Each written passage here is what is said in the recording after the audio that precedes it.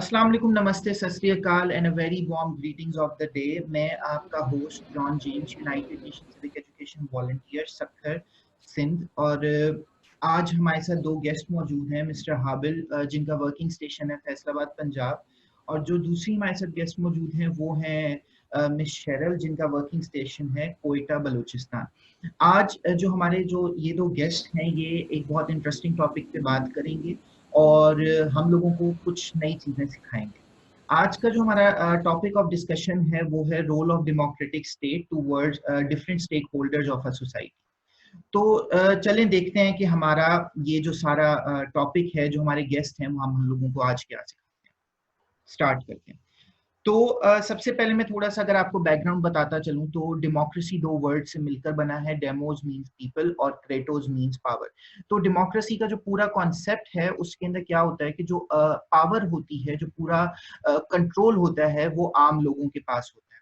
आम लोग अपने रिप्रेजेंटेटिव सिलेक्ट करते हैं थ्रू इलेक्शन और वोटिंग, और उसके बाद वो अपने रिप्रेजेंटेटिव्स को हायर अथॉरिटीज पर साइन करके अपनी एक सारे मसले हल करवाते हैं। इससे क्या होता है कि जो उनके रिप्रेजेंटेटिव्स होते हैं आम लोगों के, वो उनकी मसाइल को अच्छे से जानते हैं और उनको हल करने की पूरी कोशिश करते हैं। इसी के साथ साथ अगर हम देखें तो डेमोक्रेसी जो एक डेमोक्रेटिक गवर्नमेंट है उसके अंदर होता है कि all power is given to the people. जो जितनी पावर है वो लोगों के पास होगी, और the government is for the people and by the people. तो आए हम आज शुरू करते हैं कि किस तरह से डिफरेंट स्टेक होल्डर्स की पार्टिसिपेशन होती है। तो मेरा पहला क्वेश्चन मिस्टर हाबिल से है कि इक्वल पार्टिसिपेशन जो है वो क्यों बहुत ज्यादा जरूरी है डिफरेंट स्टेक होल्डर्स की एक डेमोक्रेटिक सोसाइटी के अंदर। जी मिस्टर हाबिल। जी thank you very much John. आपने इस मीटिंग को अरेंज किया ताकि हमारी ऑडियंस तक इंफॉर्मेटिव बातें पहुंच सकें। और मैं इस चीज़ से इसका स्टार्ट लूँगा बात का कि पहले तो हमें ये पता होना चाहिए जमहूरियत का, जैसे कि आपने एक्सप्लेन किया, government of people, by the people, from the people. और इसका कोर जो थीम होता है बेसिकली डेमोक्रेटिक स्टेट का, वो ये होता है कि जो पब्लिक होती है वो अपने नुमाइंदों को चुनती है आज़ादाना यानी मुनसफाना इंतखाबात के ज़रिए से। और इसके अंदर जो है लोग वोट कास्ट करते हैं, कानून की हुक्मरानी होती है, सियासी आज़ादी होती है। और इसी के साथ साथ इसके साथ जो चीज़ लिंक करती है वो गुड गवर्नेंस है। गुड गवर्नेंस के ट्रेड्स जो है बेसिकली इस चीज़ को इंश्योर करते हैं कि सभी जो है हमारे स्टेक होल्डर्स, जिसके अंदर हमारी ट्रांसजेंडर कम्युनिटी है, माइनॉरिटी कम्युनिटी है जिसको हम रिलीजियस माइनॉरिटी कम्युनिटी भी कहते हैं, उसके अलावा यूथ है, वुमेंस हैं, और पर्सन विद डिसेबिलिटी यानी हमारे जो स्पेशली एबल्ड पर्सन है, वो तमाम लोग इसके अंदर शामिल हैं, जिनको लोग समझते हैं कि इनकी पार्टिसिपेशन जरूरी नहीं, मगर गुड गवर्नेंस इस चीज़ को इंश्योर करती है कि उनकी इक्वल पार्टिसिपेशन हो। क्योंकि जो इसके ट्रेड्स हैं वो ये होते हैं कि इंक्लूसिविटी, ट्रांसपेरेंसी के डिफरेंट स्टेक, उनकी इंक्लूसिविटी हो, उनकी पार्टिसिपेशन हो, और स्पेशली इक्वल पार्टिसिपेशन हो। तो इसीलिए जो है ये चीज़ को इंश्योर किया जाता है डेमोक्रेटिक स्टेट के अंदर कि डिफरेंट स्टेक होल्डर्स जो हैं अपनी इक्वल पार्टिसिपेशन दें। थैंक जी मिस्टर हाबिल, आपने बिल्कुल सही बात बोली, और मेरा भी यही सजेशन होगा जो भी हमारी ऑडियंस सुन रही है कि जो एक जो स्ट्रॉन्ग डेमोक्रेटिक सोसाइटी होती है उसके अंदर जितने भी उसके स्टेक होल्डर्स होते हैं, जैसे मिस्टर हाबिल ने कहा, ट्रांसजेंडर्स हो गए, वुमेन हो गए, स्पेशली एबल पीपल हो गए, रिलीजियस माइनॉरिटीज हो गई, या किसी भी किस्म की दूसरी माइनॉरिटीज और मेजॉरिटी ऑफ लोगों की, वो सब मिलकर एक स्ट्रॉन्ग डेमोक्रेटिक सोसाइटी बनाते हैं, जिसके फायदे क्या होते हैं कि एक स्ट्रॉन्ग इकोनॉमी बिल्ड होती है, स्ट्रॉन्ग जो डिफरेंट इंस्टीट्यूशंस हैं वो स्ट्रॉन्ग होते हैं, और आपका जो मुल्क है वो बहुत ज्यादा तरक्की करता है। तो मिस्टर हाबिल, मेरा आपसे नेक्स्ट क्वेश्चन ये है कि जो माइनॉरिटीज हैं उनका करंट पॉलिटिकल स्टेटस क्या है, अगर आप इसके ऊपर हमारे ऑडियंस को कुछ बताएं तो। जी। सबसे पहले तो हमें ये पता होना चाहिए कि उनकी पाकिस्तान के अंदर जो है पॉपुलेशन कितनी है, उनके रजिस्टर वोट कितने हैं, और उनकी जो हमारी असम्बलीज़ हैं बेसिकली उनके अंदर उनकी नुमाइंदगी के लिए कितने लोग मौजूद हैं। जो उनकी पॉपुलेशन की अगर हम बात करें तो 77 लाख 49,000 इनकी पॉपुलेशन है और 36 लाख और 30,000 जो है इनके रजिस्टर वोट्स हैं। और डेमोक्रेसी के अंदर हम ये बात को इंश्योर करते हैं कि इक्वल पार्टिसिपेशन और एवरी वोट काउंट्स, तो इसीलिए ये खासा अच्छी तादाद है, इसलिए हम इनको निगलेक्ट नहीं कर सकते इनकी पार्टिसिपेशन को। और अगर हम बात करें इनकी रिप्रेजेंटेशन के लिए असम्बलीज़ में नुमाइंदों की, तो जो सेनेट उसके अंदर इनके 4 नुमाइंदे होते हैं रिलीजियस माइनॉरिटीज़ के, और नेशनल असम्बली के अंदर 10 हैं, और जो पंजाब असम्बली उसके अंदर 8 हैं, सिंध असम्बली के अंदर 9 हैं, इसी तरह KPK के अंदर 4 हैं, और जो बलूचिस्तान असम्बली है उसके अंदर 3 मजहबी अक़लीतों के नुमाइंदे मौजूद हैं। और ये बेसिकली इनका स्टेटस है। जी जी मिस्टर हाबिल, आप बिल्कुल आपने सही कहा कि माइनॉरिटीज़ को बहुत ज़्यादा अपॉर्चुनिटीज़ और बहुत अच्छा इनका करंट स्टेटस गवर्नमेंट ने दिया हुआ है। तो मेरा नेक्स्ट क्वेश्चन आपसे ये है कि कौन सी पॉजिटिव चीज़ें हैं या कौन से हर्डल्स हैं इक्वल पार्टिसिपेशन के अंदर माइनॉरिटीज़ जो फेस करें? पहले आप पॉजिटिव चीज़ें बताइएगा, फिर हमें कुछ हमारी ऑडियंस को कुछ हर्डल्स बताइएगा ताकि हमारी ऑडियंस को ये एस्पेक्ट भी पता चले। जी, अगर हम पॉजिटिव चीज़ों की बात करें तो ये चीज़ हमें देखने को मिलती है कि गवर्नमेंट काफ़ी पॉजिटिव इनिशिएटिव्स ले रही हैं थ्रू डिफरेंट इंस्टीट्यूशन, जो हमारे स्टेट इंस्टीट्यूशन हैं उनके ज़रिए से, NADRA election commission of Pakistan, क्योंकि हमें ये देखने को मिला है कि इनकी पार्टिसिपेशन का लेवल एक्टिव वाला नहीं है, एक्टिव सिटीजन वाला नहीं है, बल्कि इनकी कम पार्टिसिपेशन है। तो उसके लिए इलेक्शन कमीशन ने अपनी जो 2017 में इलेक्शन एक्ट मुतारिफ करवाया, उसके अंदर स्पेशल इनके लिए सेक्शंस रखे ताकि माइनॉरिटी कम्युनिटी को इंक्लूड किया जाए मैक्सिमम लेवल पे जाके, ताकि इनकी रिप्रेजेंटेशन जो है इलेक्टोरल रोल के अंदर और डिफरेंट इनके वोटर रजिस्ट्रेशन के लिए वो उसको इंश्योर किया जा सके। और नादरा ने भी इसके लिए स्टेप्स लिए हैं, और वो इस चीज़ को इंश्योर करती है MRVs की फैसिलिटीज़ दे के।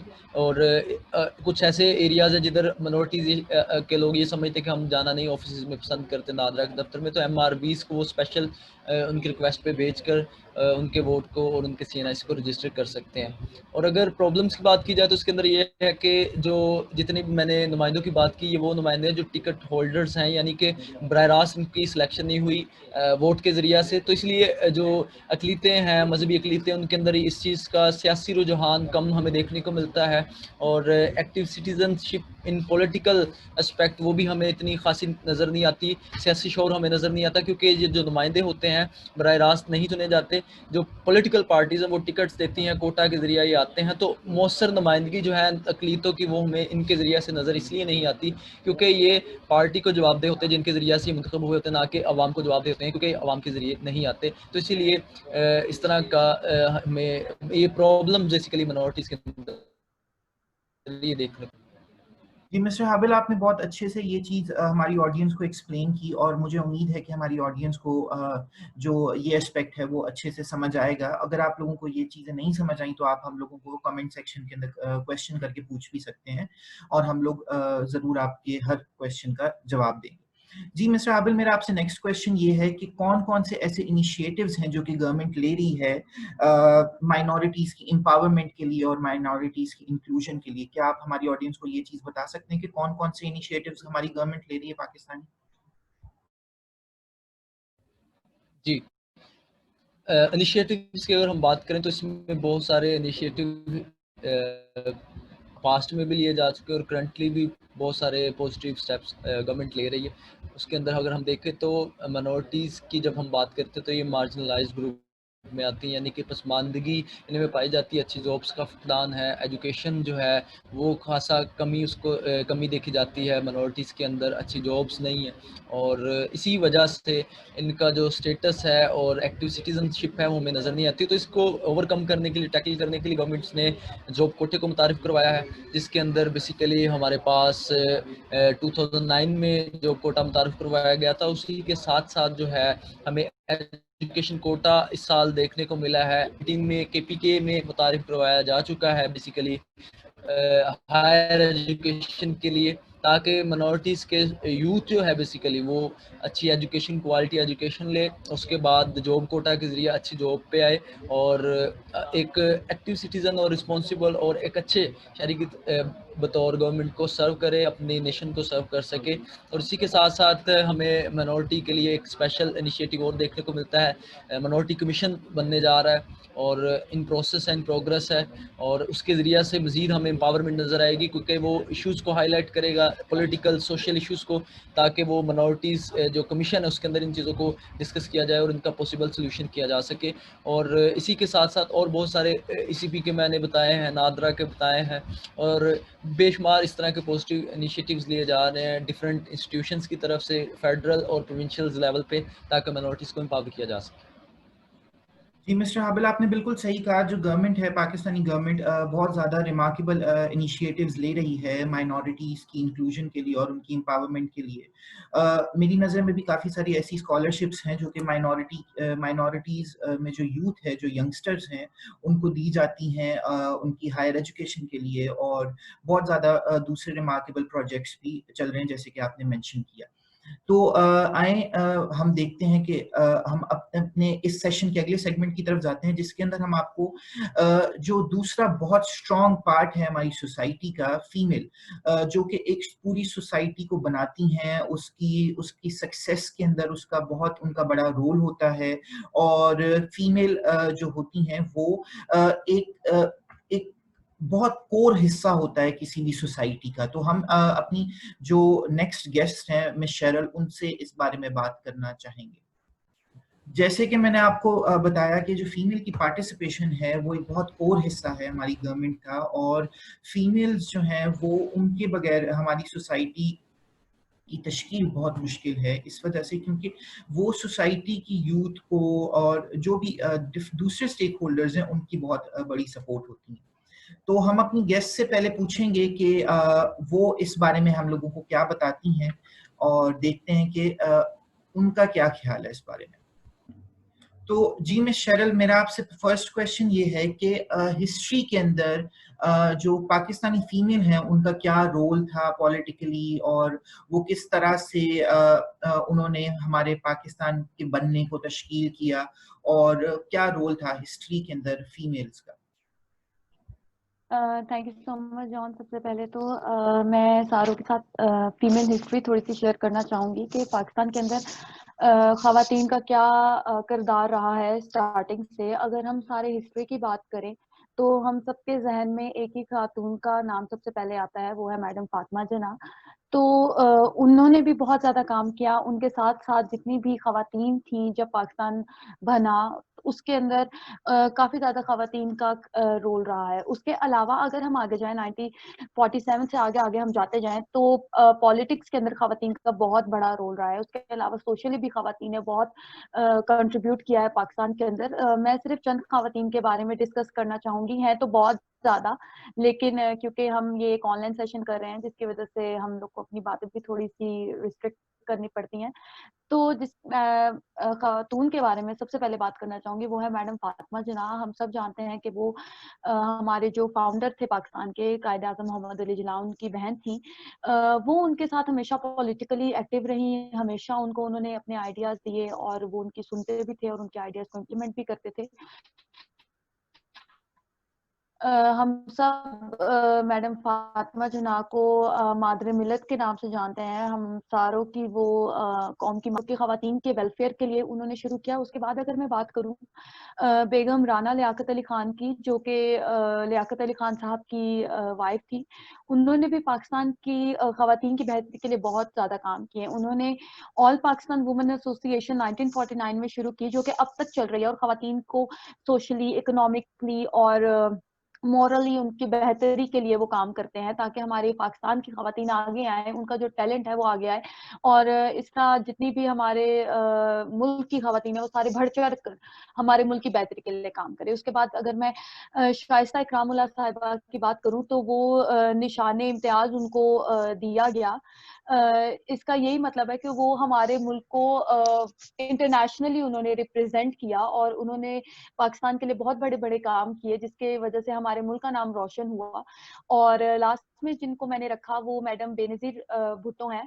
वो हमारे मुल्क की 11th and 13th prime minister रहीं और वो ऐसा मुस्लिम वर्ल्ड के अंदर सबसे पहला था कि कोई खातून किसी मुस्लिम कंट्री की प्राइम मिनिस्टर बने और उन्होंने 2 दफा पाकिस्तान की प्राइम मिनिस्टर रही, 2 दफा रही। इसका यही मतलब है कि उन्होंने बहुत अच्छे से पाकिस्तान को, उन्होंने जो उनके मामलात थे पाकिस्तान के, हमारे मुल्क के, उन्होंने उनको अच्छे से देखा, अच्छे से काम किया, इसीलिए वो दोबारा से मुंतखब हुई। उन्होंने दिखाया कि एक खातून के अंदर भी इतनी कैपेबिलिटी है कि वो मुल्क को रन कर सकें और सारी चीजों को समेट कर अच्छे तरीके से एक घर की तरह, जिस तरह एक खातून घर को चलाती है, उसी तरह उन्होंने हमारे घर, जो हमारा पाकिस्तान है, उसको चलाया। तो खवातीन का बहुत बड़ा रोल रहा है। और इन 4 खातून के बारे में आप सारे के साथ बात करना चाहती थी कि उसके अलावा भी बहुत ज्यादा हैं, लेकिन मैंने इन 4 को रखा ताकि ये हमारे लिए एक इंकरेजमेंट हो कि हम भी अपने साथ, जो पाकिस्तान की जितनी भी खवातीन हैं, वो सारे बढ़ चढ़ कर पाकिस्तान की बेहतरी के लिए काम करें। जी मिस शरल, आपने बहुत सही कहा। शुरू से ही अगर हम हिस्ट्री को ले लें, प्रेजेंट को ले लें, और उसके अंदर खवातीन बहुत बढ़ चढ़ कर पॉलिटिकल सिस्टम्स के अंदर और लीडरशिप रोल्स के अंदर बहुत ज़्यादा बढ़ चढ़ कर मर्दों के शाना बिशाना काम कर रही हैं। और मेरा ये मानना है कि अगर हम एक घर की एक बेटी को पढ़ाते हैं तो हम पूरी नस्ल को एजुकेट कर रहे होते हैं। तो जो भी हमारी ऑडियंस है, अगर वो हमें देख रहे हैं और हमारी बात को सुन और समझ रहे हैं, तो आपकी जो भी घर में फीमेल्स हैं, आपकी बेटियां हैं या जो भी दूसरी खवातीन हैं, उनकी तालीम के ऊपर बहुत आप लोग जोर दें ताकि आप अगली आने वाली नस्लों को पढ़ा सकें और हमारे जो मुल्क है वो एक स्ट्रॉन्ग डेमोक्रेटिक कंट्री बन सके। जी मिस शरल, मेरा आपसे नेक्स्ट क्वेश्चन ये है कि फीमेल की पार्टिसिपेशन क्यों पॉलिटिकल सिस्टम में बहुत ज्यादा जरूरी है, और क्या है, क्यों नेसेसरी है, और क्या पार्टिसिपेशन है पॉलिटिकल सिस्टम में। और आप इसके बाद हम लोगों को, थोड़े हमारी ऑडियंस को ये भी बताएं कि फीमेल वोटिंग की क्या इंपॉर्टेंस है। तो ओवर टू यू मिस शरल, आप हमारी ऑडियंस को इस चीज से आगाह करें। सबसे पहले आपने पूछा कि पाकिस्तान के पॉलिटिकल सिस्टम के अंदर खवातीन की क्या अहमियत है और उन्हें क्यों आना चाहिए। तो मेरे ख्याल से तो अगर हम पाकिस्तान के आर्टिकल्स को देखें तो उसके अंदर आर्टिकल 25 में लिखा गया है कि इक्वालिटी ऑफ सिटीजन। इसका यही मतलब है कि सारे जो सिटीजन हैं, चाहे वो मर्द हो या औरत हो, वो सारे पाकिस्तान के अंदर उनके इक्वल राइट्स हैं। तो अगर पाकिस्तान में एक मर्द को ये अलाउ है कि वो पॉलिटिकल सिस्टम में आ सकता है, मतलब हुकूमत में आ सकता है, तो एक खातून को भी उतनी ही इजाजत है कि वो भी आकर हमारे जो मुल्क है उसको रिप्रेजेंट करे। और आई थिंक ये एक बहुत बड़ी चीज है और एक बहुत अच्छी बात है कि खवातीन भी आती हैं। अगर वो आएंगी तो इंटरनेशनली लोगों को पता चलेगा कि हमारे मुल्क के अंदर इक्वलिटी है और खवातीन को भी उतनी इज्जत दी जाती है जितनी मर्द हजरात को दी जाती है। उसके बाद क्यों आना चाहिए, तो मेरे ख्याल से तो इसलिए आना चाहिए कि एक तो वो रिप्रेजेंट करेंगे हमारी कंट्री को, दूसरा हम जब किसी नुमाइंदे को अपने लिए चुनते हैं तो हम इसीलिए चुनते हैं कि वो हमारी बात सुने। और जैसे आपने पहले बताया कि डेमोक्रेटिक कंट्री है हमारी, जिधर लोग आके चुनते हैं और अपने लिए चुना जाता है, हमारे जो रिप्रेजेंटेटिव है वो हमें अकाउंटेबल होते हैं। तो खवातीन का आना इसलिए बहुत लाजमी है कि वो खवातीन की बात को आगे प्रेजेंट कर सकती हैं। हमारे जो मुल्क की खवातीन है, हम जानते हैं हमारे मुल्क की आधी जो पॉपुलेशन है वो खवातीन की है। तो उसके अंदर वो खवातीन के जो मसाइल हैं, जो उनके प्रॉब्लम्स हैं, उनको अच्छे तरीके से समझ के आगे प्रेजेंट कर सकती हैं ताकि उसके ऊपर काम हो और हमारी खवातीन जो है वो उन मसाइल से और उन दुश्वारियों से निकले जो कि हमारे मुल्क के अंदर उन्हें फेस करनी पड़ती हैं। उसके बाद आपने पूछा वोटिंग का। अच्छा सॉरी, मैं आप लोग को एक बात बताना भूल गई कि हमारे पॉलिटिकल सिस्टम के अंदर खवातीन को भी पूरी ही इज्जत दी जाती है। वही मैंने आपको पहले बताया इक्वालिटी वाला। तो उसके अंदर हमारी जो सेनेट है उसके अंदर जो सीट्स हैं वो हर प्रोविंस से, पंजाब, बलूचिस्तान, सिंध, खैबर पख्तूनख्वा, उन सारों से खवातीन की 4-4 सीट्स हैं और एक सीट जो है फेडरल की है, जो कि कुल मिला के 17 सीट्स बन जाती हैं।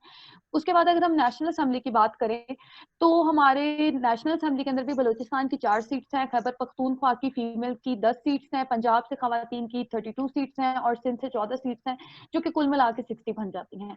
तो हमारे मुल्क के अंदर भी, हमारी लेजिस्लेशन के अंदर भी खवातीन को पूरा पूरा हिस्सा दिया जाता है कि वो आए और अपनी बात को प्रेजेंट करें। सेकेंडली, अब वोटिंग की बात आई तो वोटिंग के अंदर मैं एक बात बताना चाहूंगी कि रिसेंटली मैंने एक खबर पढ़ी कि खवातीन और मर्द के रजिस्टर वोटों के अंदर 12 मिलियन फीसद का फर्क है और 12 मिलियन फीसद एक बहुत बड़ा फिगर होता है। इसका ये सबसे जो पहले रीजन है कि इतना बड़ा गैप है वो यही है कि काफी कई इलाकों में हमारी खवातीन को पता ही नहीं होता कि क्यों उन्हें अपने आप को एज अ वोटर रजिस्टर करना चाहिए? सबसे पहली बात, उनका एनआईसी ही नहीं होता। जब एनआईसी नहीं होगा तो वो एज अ वोटर भी रजिस्टर्ड नहीं होंगी। तो खवातीन को ये पता होना चाहिए, उनको ये शऊर होना चाहिए कि वो अपने एनआईसी बनवाएं ताकि वो एज अ वोटर पार्टिसिपेट कर सकें हमारे इलेक्टोरल जो सिस्टम है उसके अंदर, क्योंकि ये उनका सबसे बड़ा उनकी रिस्पॉन्सिबिलिटी है उनके मुल्क की तरफ। हमारी वोटिंग है, चाहे वो मर्द हो या औरत हो या ट्रांसजेंडर हो, ये हमारी सबसे बड़ी रिस्पॉन्सिबिलिटी है कि हम अपने मुल्क का जो वोटिंग का सिस्टम है उसके अंदर जो हम अपना वोट डालें, हम अपनी राय का इजहार करें। तो खवातीन की बहुत बड़ी तादाद में उनके वोट रजिस्टर ही नहीं हुए, जिसका ये मतलब है उनके एनआईसी ही नहीं है। और सेकंड चीज ये इस वजह से भी होता है, कई एक इलाकों पे ऐसा है कि खवातीन के वोट रजिस्टर है लेकिन उनको उनके घर की तरफ से अलाउ ही नहीं किया जाता कि वो वोट डालने जाएं। इसलिए इस तरह के लोगों की सोच को बदलना चाहिए कि वो अपनी घर की खवातीन को अलाउ करें कि वो वोट डालने जाएं। जब हम पाकिस्तान के रहने वाले हैं, जब पाकिस्तान हमें इतनी ज्यादा सहूलतें देता है, तो हमें ये भी जो हमारा एक छोटा सा फर्ज है हमारे मुल्क की तरफ, लेकिन ये है बहुत बड़ा। देखने में तो बहुत छोटा है लेकिन ये हमारी हुकूमतों को बनाता है, कितना हमारे फ्यूचर को ये होल्ड करता है। तो उसके लिए बहुत जरूरी है कि खवातीन अपना वोट डालें। तो मैं तो यही इंकरेज करूंगी पाकिस्तान की तमाम खवातीन को जिनके वोट रजिस्टर है और वो वोट डालने नहीं जाती, तो आप प्लीज खुदारा अपने वोट को वेस्ट मत कीजिए। हर एक वोट मैटर करता है। और उसके अलावा अपने एनआईसी जरूर बनवाएं, क्योंकि आप जानते हैं कि एनआईसी के बगैर हम कुछ भी नहीं है। एनआईसी नहीं होगा तो हम तो सीधा सीधा पाकिस्तानी डिक्लेयर ही नहीं है। तो अपने एनआईसी बनवाएं और अपने आप को एज अ वोटर रजिस्टर करें और अपना वोट जरूर डालें, उसको प्लीज वेस्ट मत करें। जी मिस शरल, आपने बिल्कुल सही कहा। अगर हम लोग अपनी खवातीन को पॉलिटिकल सिस्टम्स में हमारी गवर्नमेंट ने बहुत पार्टिसिपेशन अच्छी है खवातीन की, और खवातीन जो हैं वो आजकल अपने राइट्स के लिए बहुत ज़्यादा आवाज़ भी उठा रही हैं और उनको उनके राइट्स कुछ हद तक बहुत मिल भी रहे हैं। तो मेरा ये होगा कि अगर आपको अपनी घर में जो भी आपकी खातून है, आपकी बेटी, आपकी बीवी, आपकी वालदा, अगर उनका सीएनआईसी नहीं बना हुआ तो आप उनका सीएनआईसी बनवाएं। अगर आपको तरीका देखना है तो आप हम लोगों को मैसेज करके भी पूछ सकते हैं, या फिर हमारे जो फेसबुक पेजेस के ऊपर हम लोगों ने काफ़ी सारे ऐसे सेशंस किए भी हुए हैं जिसके अंदर हम लोगों ने सीएनआईसी रजिस्ट्रेशन भी सिखाई हुई है। और मैं ये कहना चाहूँगा, ये एडवाइस देना चाहूँगा सब ऑडियंस को कि आपके घर में जो भी खवातीन है, अगर कोई पड़ोस में है, आप अगर उनके आपके रिश्तेदारों में हैं, तो आप उनकी तालीम के ऊपर बहुत ज़्यादा जोर दें ताकि वो अच्छी तालीम याफ्ता हो सकें और अच्छा मुल्क को रिप्रेजेंट करें इंटरनेशनली। जी मैं शरल, मेरा आपसे नेक्स्ट क्वेश्चन ये होगा कि वुमेन राइट्स कौन कौन से हैं पाकिस्तान के अंदर? आप प्लीज हमारी ऑडियंस को ब्रीफली ये थोड़ा सा एक्सप्लेन करें। देखिए, राइट्स तो वही हैं जो हमारे आम एक मर्द सिटीजन के हैं, वही राइट्स खवातीन के लिए हैं जो हमारे पाकिस्तान के फंडामेंटल राइट्स आ जाते हैं, जिसके अंदर मैं कुछ राइट्स को ज्यादा हाईलाइट करना चाहूंगी। जैसे आपने भी बोला एजुकेशन, तो एजुकेशन, राइट ऑफ एजुकेशन जो कि आर्टिकल 25A है, जो इंश्योर कराता है कि हर एक बच्चे को पाकिस्तान के एजुकेशन हासिल करनी चाहिए, चाहे वो मर्द हो या औरत। हमारे मुल्क के अंदर डिस्क्रिमिनेशन जेंडर के ऊपर नहीं होती है according to the law of Pakistan. तो ये उनका एक सबसे बड़ा बेसिक राइट है कि फीमेल एजुकेशन के ऊपर जोर दिया जाए। हम सब जानते हैं पंजाब के अंदर भी काफी एक ऐसे इलाके हैं जिधर खवातीन को अलाउ नहीं है कि वो एजुकेशन ले सके। सिंध के अंदर भी काफी एक ऐसे इलाके हैं, KPK में भी हैं और बलूचिस्तान के अंदर भी हैं, जहाँ पर खवातीन की एजुकेशन को बुरा माना जाता है। यही समझा जाता है कि अगर एक लड़की पैदा हो गई है तो बस उसको घर के काम सिखाओ क्योंकि उसका काम ही है। नहीं, ऐसा नहीं है। अगर आपकी जो आप बोलते आ रहे हैं जेम्स, में उसी जॉन, मैं उसी बात को आगे कंटिन्यू करूंगी कि अगर आप अपनी घर की एक बेटी को पढ़ाते हैं तो आप एक पूरे फ्यूचर को आप बेटर कर रहे हैं। आप उसके पूरे मुस्तकबिल को और फर्दर उसके आगे जो शादी होगी, उसके बच्चे होंगे, आप उनके पूरे घराने को आप अच्छा बना रहे हैं, मुस्तकबिल उसका अच्छा बन रहा है। उसके अलावा भी देखें, अगर कोई लड़की पढ़ी लिखी होती है तो उसको कुछ पता तो होता है, अपने लॉस के बारे में तो पता होता है, अपने कुछ राइट्स का तो पता होता है, और उनको ये पता है कि उन्होंने दुनिया को कैसे फेस करना है। तो आप प्लीज अपनी बेटियों को पढ़ाने छोड़ें, क्योंकि हमारा जो कानून है, हमारे जो राइट्स हमें दिए गए हैं, वो जब कहते कहता है कि आपको ये अलाउ है कि आप अपनी एजुकेशन को ले सकते हैं, और ये नहीं लिखा गया किसी भी कानून में कि नहीं लड़का जा सकता है और लड़की नहीं जा सकती, ऐसा कुछ नहीं है। तो प्लीज़ अपनी बेटियों की एजुकेशन को प्लीज़ बढ़ाइए। और एक और बात मैं करना चाहूँगी कि अक्सर ऐसा होता है कि लड़कियाँ पढ़ तो लेती हैं, कॉलेज तक पढ़ लेती हैं, यूनिवर्सिटीज़ तक पढ़ लेती हैं, उसके बाद उन्हें पोस्ट ग्रेजुएशन करने नहीं दी जाती और कहा जाता है चलने जी बस शादी करनी है, आपकी यूनिवर्सिटी क्लियर हो गई। नहीं, और अक्सर औकात उन्हें जॉब भी करने नहीं दी जाती। तो प्लीज़ आप अपनी इस मेंटालिटी को बदलें, और ताकि जब हम सब मिलकर काम करेंगे तो हमारा मुल्क तरक्की करेगा। जब ख़वातीन भी सोशली एक्टिव होंगी, इकोनॉमिकली काम करेंगी, तो हमारे मुल्क की ही इकोनॉमी बढ़ेगी, हमारे मुल्क की ही इमेज इंटरनेशनली बढ़ेगी। तो एक राइट ऑफ एजुकेशन, ऊपर से राइट ऑफ स्पीच भी है, और right of freedom of speech भी है, और फ्रीडम ऑफ मूवमेंट भी है। आप किसी भी खातून को रिस्ट्रिक्ट नहीं कर सकते कि वो यहाँ से यहाँ नहीं जा सकती या बोल नहीं सकती। तो और लेजिस्लेशन के जो है हमारे मुल्क में अलाउ है ख़वातीन को कि वो आएँ और हमारे पॉलिटिकल सिस्टम के अंदर अपना पार्टिसिपेट दें, अपनी आवाज़ को उठाएँ, अपने आइडियाज़ प्रेज़ेंट करें, ताकि हम सब मिल-जुल कर जो है पाकिस्तान को एक अच्छी नेशन बना सकें। उसके अलावा मैं एक चीज़ बताना भूल गई थी पहले, यूएनडीपी ने भी पाकिस्तान के अंदर ख़वातीन के वेलफेयर के लिए बहुत ज़्यादा काम किए हैं। जैसे हम जानते हैं अभी हमारा भी प्रोजेक्ट चल रहा है कि उसके अंदर भी हमारा ज़्यादा फ़ोकस्ड होता है कि हम ऐसे मार्जिनलाइज़्ड लोगों के पास जाएँ जो हमारे डेमोक्रेटिक प्रोसीजर्स के अंदर हिस्सा लेते ही नहीं हैं। ताकि और उसके अंदर मार्जिनलाइज़्ड ग्रुप के अंदर सबसे पहले जो आ जाता है वो है ही ख़वातीन का, माइनॉरिटीज़ हैं, ख़वातीन हैं, ट्रांसजेंडर्स हैं। तो इन सारे उनको अलाउ किया जाता है कि इनकरेज किया जाता है कि वो अपने आप को अपना वोट डालें। और उसके अलावा यूएन वुमेन ने भी बहुत ज़्यादा काम किया है ख़वातीन के एम्पावरमेंट के लिए। इलेक्शन कमीशन ऑफ पाकिस्तान का पूरा एक पूरा उनका एक उन्होंने काम किया एक ताकि ख़वातीन जो है अपने आप को एज़ अ वोटर रजिस्टर करें और उसके अंदर वो काम करें।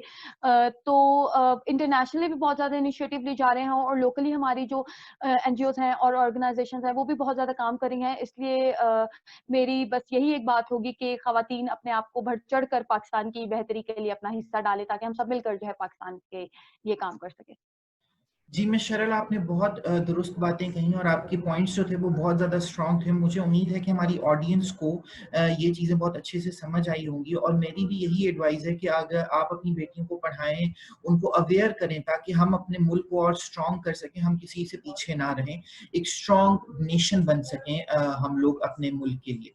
तो आए हम इसी के साथ साथ हम अपने नेक्स्ट सेगमेंट के अंदर भी चलते हैं और देखते हैं कि जो हमारे माशरे का बहुत खूबसूरत हिस्सा जो है, स्पेशली एबल पीपल, उनकी क्या पार्टिसिपेशन है, उनका स्टेटस क्या है। तो हम चलेंगे अपने नेक्स्ट गेस्ट की तरफ, मिस्टर हाबिल से पूछेंगे कि स्पेशली एबल पीपल के बारे में कि उनका क्या क्या रोल है हमारी डेमोक्रेटिक गवर्नमेंट के अंदर। तो मेरा क्वेश्चन मिस्टर हाबिल से ये है कि जो स्पेशली एबल पीपल हैं, जो हमारी सोसाइटी का हिस्सा हैं और बहुत स्ट्रॉन्ग हिस्सा है, बहुत कोर एलिमेंट है हमारी माशरे का, उनकी पॉलिटिकल सिचुएशन क्या है, उनकी पॉलिटिकल उनका स्टेटस क्या है? क्या आप हमारी ऑडियंस को ये चीज़ बता सकते हैं?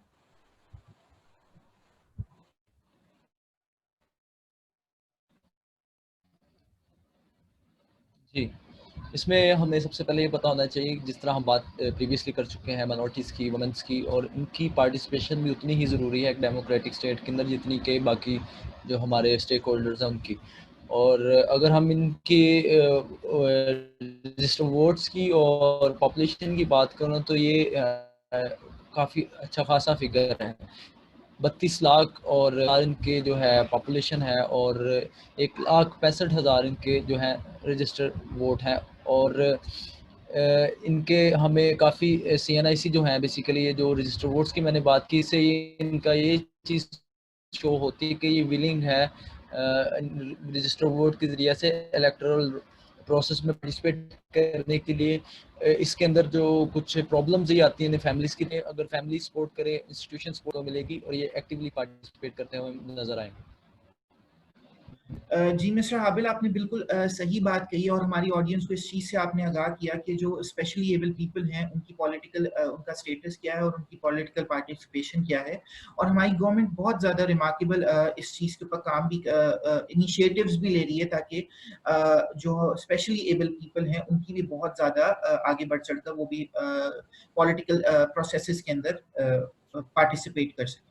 तो मिस्टर हाबिल, मेरा आपसे नेक्स्ट क्वेश्चन क्या ये है कि जैसे कि आप जानते हैं कि बहुत सारे गवर्नमेंट और स्टेट इंस्टीट्यूशंस जो हैं वो ट्रांसजेंडर्स के ऊपर, विमेन के ऊपर, रिलीजियस माइनॉरिटीज के लिए बहुत ज़्यादा काम कर रहे हैं और उनकी जो इनिशिएटिव्स हैं वो बहुत ज़्यादा रिमार्केबल हैं। तो मेरा आपसे ये क्वेश्चन है कि जो स्पेशली एबल लोग हैं उनके लिए गवर्नमेंट या स्टेट इंस्टीट्यूशंस कौन कौन से स्पेशल मेजर्स ले रहे हैं ताकि उनकी भी पार्टिसिपेशन इंक्रीज की जा सके। जी मिस्टर हाबिल। जी, इसके अंदर हमारे पास डेमोक्रेटिक स्टेट के अंदर उतना ही ज़्यादा इनकी पार्टिसिपेशन भी ज़रूरी है जितनी कि दूसरे स्टेक होल्डर्स की है। और इस चीज़ को इंश्योर करने के लिए मुख्तलिफ हमारे जो स्टेट इंस्टीट्यूशंस हैं वो काम कर रहे हैं, मुख्तलिफ एनजीओज़ इसके लिए काम कर रही है ताकि कहीं डेमोक्रेटिक स्टेट के अंदर एक पार्टिसिपेशन के अंदर ये पीछे ना ये कम्युनिटी रह जाए। तो इसके लिए जो स्टेप्स हैं, जो अदारे वो मैं आपको बताता चलूँ, जिसमें हमारे पास स्टेट इंस्टीट्यूशन में सबसे पहले इलेक्शन कमीशन ऑफ पाकिस्तान है।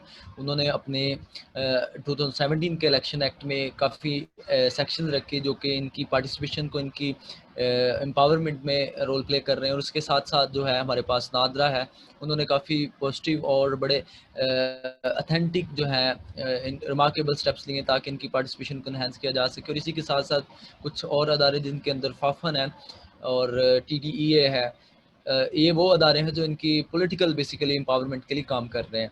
और अगर बात करें पाकिस्तान के ओवरऑल, तो पाकिस्तान UN का एक स्टेट मेंबर है और ख़ास तौर पे UN की जो कन्वेंशन ऑन डिसेबिलिटी उसका सिग्नेटरी है। और उसका जो आर्टिकल 29 है इस चीज़ को इंश्योर करता है कि जो स्पेशली एबल पर्सन है, PWD कम्युनिटी है, वो इस चीज़ को स्टेट मेंबर इंश्योर करे कि उनकी पॉलिटिकल पार्टिसिपेशन, इक्वली पार्टिसिपेशन और वोटिंग राइट उनको दिया जाए। तो इसी को मद्देनजर रखते हुए इलेक्शन कमीशन ने अपने जो सेक्शन है जिनका मैं जिक्र करता चलूँ, 48 सेक्शन जो है इस चीज़ को इंश्योर करता है कि इनकी जो इनरोलमेंट की जाए PWD कम्युनिटी की इलेक्टोरल रोल के अंदर। और उसके साथ साथ जो सेक्शन 69 है वो इस चीज़ को इलेक्शन एक्ट 2017 का इंश्योर करता है कि इनकी वोटर जो PWD है उसकी असिस्टेंस की जाए ड्यूरिंग कास्टिंग ऑफ वोट। और 74 जो इलेक्शन एक्ट का जो है सेक्शन है वो इस चीज़ को इंश्योर करता है कि उसमें मैनर्स बताए गए हैं कि किस तरह पेपर की मार्किंग करनी। इलेक्शन डे आता है तो उसमें सारे जो मेजर्स हैं, सारे जो प्रोसीजर्स और प्रोटोकॉल हैं उसमें मेंशन किए गए हैं।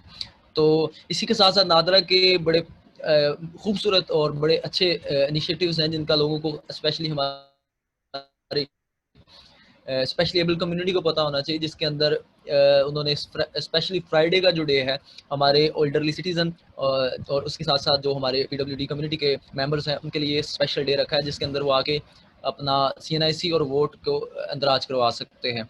और इसी के साथ साथ जो है इनको ये भी फैसिलिटी दी गई है MRV की मोबाइल रजिस्ट्रेशन में इनकी, जो कि इनके डोर स्टेप पे आकर इनके CNIC को रजिस्टर करेंगे और वोट को रजिस्टर करेंगे।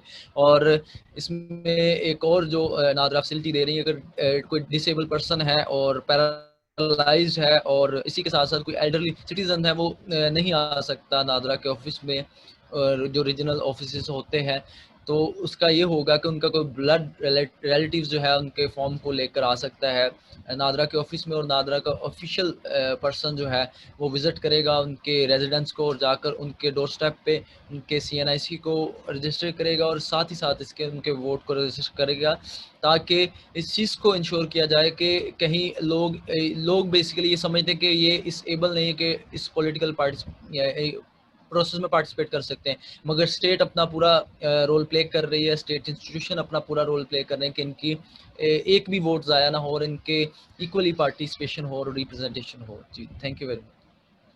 जी मिस्टर हाबिल, आपने बहुत ज़्यादा स्ट्रॉन्ग पॉइंट शेयर किया और आपने जो भी गवर्नमेंट या इंस्टीट्यूशंस के इनिशिएटिव्स बताए वो बहुत ज़्यादा रिमार्केबल हैं और गवर्नमेंट मेरे ख्याल से बहुत ज़्यादा अच्छा काम कर रही है। बहुत सारे इंस्टीट्यूट्स, जैसे आपने नादरा की बात की, और दूसरे इंस्टीट्यूट्स भी हैं, वो भी स्पेशली एबल पीपल के लिए बहुत अच्छे इनिशिएटिव्स ले रही है, और उनकी बेहतरी के लिए, उनकी प्रॉपर पार्टिसिपेशन के लिए बहुत ज़्यादा काम कर रही है। तो मिस्टर आबिल, मेरा आपसे नेक्स्ट क्वेश्चन ये है कि कौन सी ऐसी अपॉर्चुनिटीज हैं या फिर कौन से ऐसे हर्डल्स हैं जो कि किसी भी डेमोक्रेटिक स्टेट के अंदर स्पेशली एबल पीपल को फेस करने पड़ रहे हैं? तो आप काइंडली हमारी ऑडियंस को इस चीज से आगाह कीजिएगा। जी, इसमें हर्डल्स के साथ साथ अपॉर्चुनिटीज़ भी मौजूद हैं। हर्डल्स में ये बेसिकली हर्डल है, एक तो फैमिली की तरफ से हर्डल होता है, स्पेशली जो हमारे वुमेन्स पीडब्ल्यूडी हैं उनको कि फैमिलीज़ पूरा सपोर्ट नहीं करती कि हम कैसे इनको लेकर जाएंगे और उनके वोट कास्ट करने में हेल्प करेंगे। एक काइंड ऑफ बर्डन इस चीज़ को समझते हैं। हालांकि जो मैंने इनके रजिस्ट्रेशन वोट की परसेंटेज जो बताई 87% है, इस चीज़ को शो करती है। स्टेट इंस्टीट्यूशन भी जो उनके स्टेप्स हैं इस चीज़ को शो करते हैं। ये सारे फिगर्स, ये सारे स्टैटिस्टिक के ये कम्युनिटी एक्टिवली पार्टिसिपेट करना चाह रही है।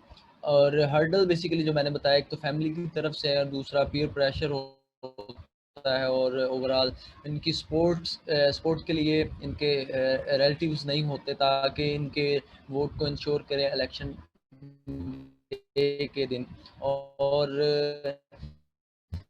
और बेसिकली इनकी एजुकेशन में हर्डल बेसिकली उस तरह हासिल नहीं कर सकते। इस चीज़ को याद रखना चाहिए, जो स्पेशली एबल्ड पर्सन है उनके पास अगर कोई किसी एक चीज़ में डिसेबिलिटी है तो दूसरी चीज़ों में वो बहुत ज़्यादा स्ट्रॉन्ग हमें देखने को मिलते हैं, इंटेलेक्चुअल होते हैं। और काफ़ी सारे हमारे पास एग्जांपल्स हैं, जिस तरह के एक फीमेल जिन्होंने CSS क्वालिफाई किया और काफ़ी सारे गोल्ड मेडल्स भी लिए, वो डिसेबल वुमेन्स थी मगर उन्होंने स्ट्रगल की। और इसी तरह और भी बहुत सारे लोग जिन्होंने PhDs भी किए हैं बेसिकली डिसेबल होते हुए, तो उनके अंदर पोटेंशियल काफ़ी होता है। और अगर अपॉर्चुनिटी की बात करें, स्टेट फुल्ली उनको सपोर्ट करे थ्रू एजुकेशन कोटा। हर एक हमारे जो हायर एजुकेशन है, यूनिवर्सिटीज़ हैं, उनके अंदर इनका स्पेशल कोटा रखा जाता है ताकि ये हायर एजुकेशन, क्वालिटी एजुकेशन को हासिल कर सके। और इसी के साथ साथ जॉब को भी इंश्योर स्टेट करती है through job quota disable person के लिए, कि उनको आफ्टर एजुकेशन एक क्वालिटी जॉब मिले और वो क्वालिटी लाइफ को अपनी गुजार सकें। और जो इसके रेस्ट ऑफ दी स्टेप्स हैं पॉलिटिकल पार्टिसिपेशन के लिए, वो मैंने आपको बता दी, और सोशली इनकी पार्टिसिपेशन के लिए भी स्टेट काम कर रही है। और रिसेंट हमें एक जजमेंट देखने को मिली हमारे सुप्रीम कोर्ट की तरफ से, जो कि इन्होंने कहा कि जो PWD कम्युनिटी है उसके लिए स्पेशली एबल्ड पर्सन का लफ्ज़ यूज़ किया जाए, यानी कि वो अपने आप को उनकी discourage positive step state institutions की तरफ से, गवर्नमेंट की तरफ से, कि इनको मुकम्मल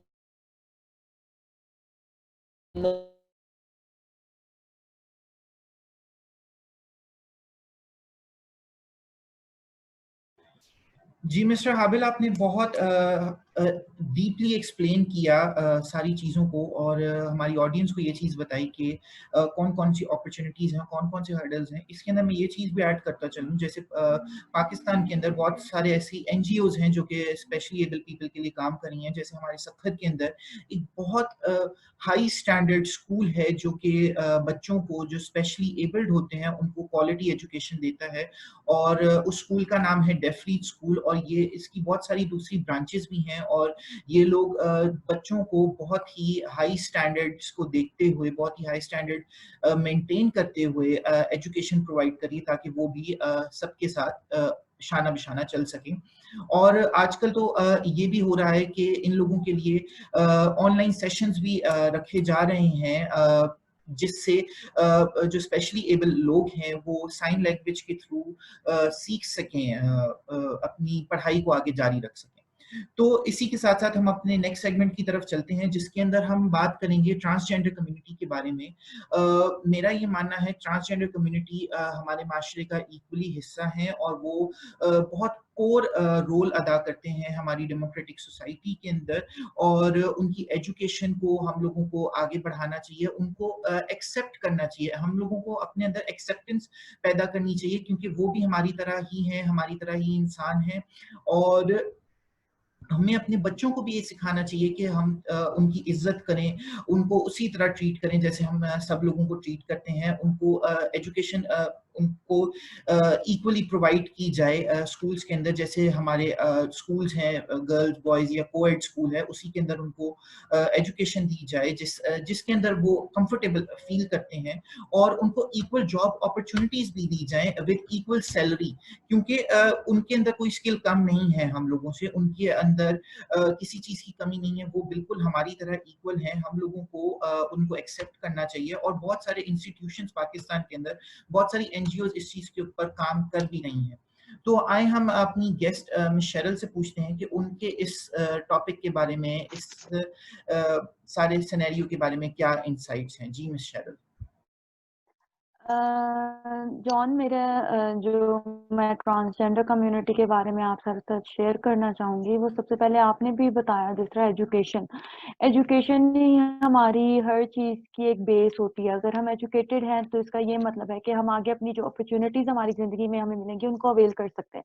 लेकिन हमारे मुल्क के अंदर इस तरह का अलमिया है कि ट्रांसजेंडर्स को एक्सेप्ट ही नहीं किया जाता हमारे एजुकेशनल इंस्टीट्यूट्स के अंदर। पहले तो उनकी जो मैनेजमेंट है, जो उनके ऑफिसेज हैं, उसके अंदर नहीं एक्सेप्ट किया जाता। दूसरा, हमारा माशरा नहीं उनको एक्सेप्ट होने देता, तो जिसकी वजह से उनको बहुत ज़्यादा चीज़ें फेस करनी पड़ती हैं। अगर उनके हम काम के बारे में बात करें तो वो सिर्फ 2 ही काम करते हैं, या तो वो डांस कर लेंगे इस तरह, वो या तो वो बेगिंग कर लेंगे। तो ये तो इस तरह गुजारा नहीं चल सकता। अगर आपको इस तरह की ज़िंदगी गुजारनी पड़े तो आप तो कहेंगे कि मैं इससे अच्छा मर जाऊँ। क्योंकि हमें इस तरह के लाइफ़स्टाइल की आदत नहीं है। अगर कोई हमारे साथ इतनी ज़्यादा डिस्क्रिमिनेशन करे, हम तो मेंटली टॉर्चर हो होकर मर जाएँ। तो आई थिंक हमें सबसे पहले तो अपनी थिंकिंग चेंज करने की ज़रूरत है उनके लिए, क्योंकि वो भी इंसान है। इसके अंदर मैं आपके साथ शेयर करना चाहूँगी कि 2018 के अंदर पंजाब में ये उन्होंने ये एक जो एजुकेशनल उनका सिस्टम है, उसने ये इनिशिएटिव लिया कि हम जो ट्रांसजेंडर चिल्ड्रन हैं उनके लिए एक स्पेशल उनके लिए स्कूल्स बनाएँगे और उनको एजुकेशन दी जाएगी। तो ये एक बहुत अच्छी चीज़ है जो पंजाब ने शुरू की, और मेरी उम्मीद है कि पाकिस्तान के तमाम प्रोविंसेस इस चीज़ को आगे लेकर चलें। उसके अलावा हमने रिसेंटली ही सुना कि जो जीसीयू गवर्नमेंट कॉलेज यूनिवर्सिटी जो लाहौर की है, उन्होंने भी कहा कि हम ट्रांसजेंडर्स को अपनी यूनिवर्सिटी के अंदर एडमिशन्स देंगे। इसका यही मतलब है कि वो आगे एजुकेशन हासिल कर सकते हैं और वो आगे अपने जिस फील्ड में वो जाना चाहते हैं, वो आगे अप जाके उधर काम कर सकते हैं। मैं आप सारों के साथ एक इंसिडेंट भी शेयर करना चाहूँगी कि मेरी अपनी यूनिवर्सिटी के अंदर मेरी अपनी क्लास के अंदर एक ट्रांसजेंडर आए, और सबसे पहले तो जब वो आए तो लोगों की निगाह ही ऐसी थी कि उनको आई थिंक वो तो बहुत डिस्क्रिमिनेशन से उन्होंने सारों ने उनको ट्रीट किया, जिसकी वजह से उनको यूनिवर्सिटी छोड़ के ही जाना पड़ा। वो सिर्फ मुश्किल से 6 महीना हमारे साथ पढ़े, उसके बाद वो नहीं आए आगे।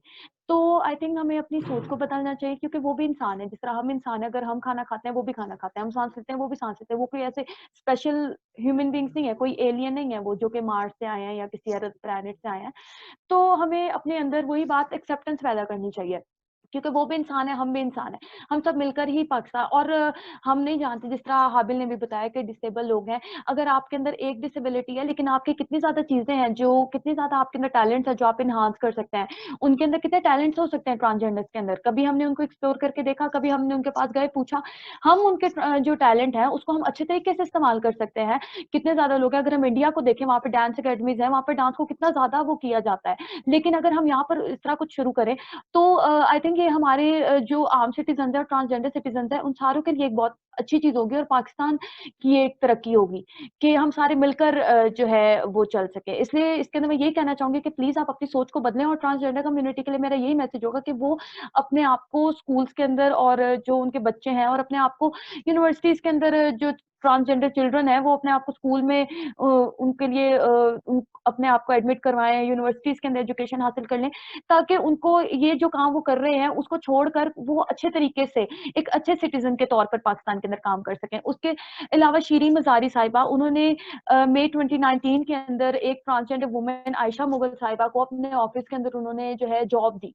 तो ये एक बहुत बड़ी बात है कि हमारे मुल्क में ट्रांसजेंडर्स को भी अब एक मकाम मिलना शुरू हो गया है।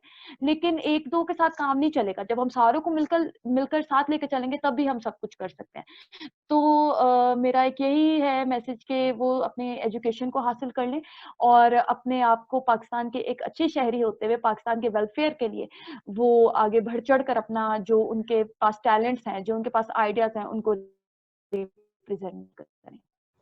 जी मैं शेरल, आपने बिल्कुल सही पॉइंट्स रेज किए। मेरा भी यही मानना है कि अगर कोई भी ट्रांसजेंडर है वो भी इक्वली दूसरों की तरह उसके भी राइट्स हैं, उसकी भी रिस्पॉन्सिबिलिटीज़ हैं, हमें उनको एक्सेप्ट करना चाहिए। सबसे पहले हमारी एक्सेप्टेंस जो स्टार्ट होनी चाहिए वो हमारी फैमिली से होनी चाहिए, हमारे घर से होनी चाहिए। अगर आपका कोई भी बच्चा ट्रांसजेंडर है तो आप उसको एक्सेप्ट करें, क्योंकि वो आपकी औलाद है, वो आपका उसी तरह आपकी औलाद है जो आपके दूसरे बेटे बेटियां हैं। उसको भी उसी तरह इक्वल ही एजुकेशन प्रोवाइड करें, उसको भी उसी तरह इनकरेज करें, ना कि डिस्करेज करें।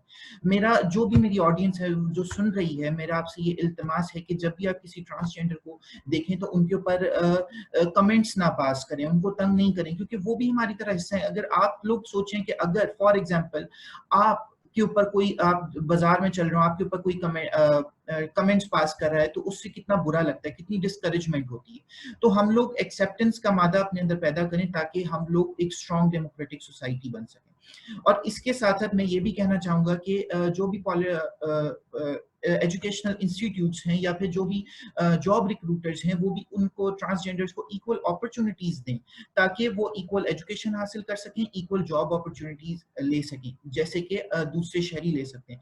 जब तक हम मिलकर नहीं चलेंगे, जब तक सारे स्टेक होल्डर्स, जितनी भी माइनॉरिटीज हैं, जितने भी स्पेशली एबल लोग हैं, जितने भी दूसरे स्टेक होल्डर्स हैं हमारी सोसाइटी के, जब तक हम सब मिलकर नहीं चलेंगे, हम अपने मुल्क को स्ट्रॉन्ग डेमोक्रेटिक सोसाइटी कभी भी नहीं बना सकते। आए मिलकर हम इस सब चीजों को स्टार्ट करें, अपने अंदर एक्सेप्टेंस पैदा करें, अपने अंदर लोगों को समझने की कुव्वत रखें, ताकि हम लोग एक स्ट्रॉन्ग डेमोक्रेटिक सोसाइटी बन सकें। हम लोग इंसान को इंसान की नजर से देखें, किसी भी को अपने से छोटा या बड़ा ना समझें, क्योंकि ये तो हर रिलीजन के अंदर भी ये चीज मौजूद है कि कोई किसी से छोटा या बड़ा नहीं है।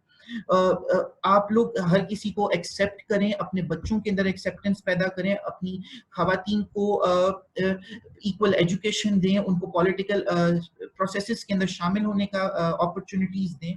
मैं अपने दोनों गेस्ट का बहुत ज्यादा शुक्रगुजार हूं कि ये दोनों आए और इन्होंने हमारी ऑडियंस को बहुत ज्यादा प्रोडक्टिव और बहुत ज्यादा इंसाइटफुल चीजों से आगाह किया। Thank you miss Cheryl and mister Habil, आप दोनों का हम लोगों को टाइम देने के लिए। इसी के साथ साथ कोरोना वायरस अभी तक खत्म नहीं हुआ, अपने घर से बगैर वजह से नहीं निकलें, और अगर आप बाहर जा रहे हैं तो मास्क पहने, अपने हाथ धोएं और एक दूसरे के अंदर 6 फुट का फासला रखें। इसके साथ साथ जैसे कि पाकिस्तान के हालात अभी बहुत बुरे चल रहे हैं, सैलाबी हालात हैं, जैसे कराची के अंदर बहुत ज्यादा हैं, तो अपनी दुआओं में हर किसी को याद रखें और अल्लाह ताला से ये दुआ करें कि हमारे ऊपर से ये जो भी बलाएं हैं ये टलें और हम लोग आसान से पुरसकून जिंदगी गुजार सकें। और जो आखिरी बात मैं करना चाहूंगा कि अपने बच्चों को पोलियो के कतरे पिलाएं, क्योंकि आए मिलकर हम इस बीमारी से लड़ेंगे और पोलियो को पाकिस्तान से खत्म करेंगे। पोलियो के कतरे कोई बुरी चीज नहीं है। अगर आपके घर में कोई भी पोलियो के कतरे पिलाने वाले रिप्रेजेंटेटिव्स आ रहे हैं, उनको इज्जत से उनके साथ पेश आए, क्योंकि वो लोग गर्मी के अंदर आपकी औलाद के फायदे के लिए। वो अगर उनको फिक्र नहीं होगी आपकी औलाद की, तब वो गर्मी के अंदर, सर्दी के अंदर ये काम नहीं करेंगे। उनको अगर जब भी वो घर आए आप उनको पानी पिलाएं, उनके हाथों को सैनिटाइज करवाएं, ताकि वो आपके बच्चों को पोलियो के कतरे पिला सकें और हम इस पोलियो जैसी बीमारी से रिहा हो सकें।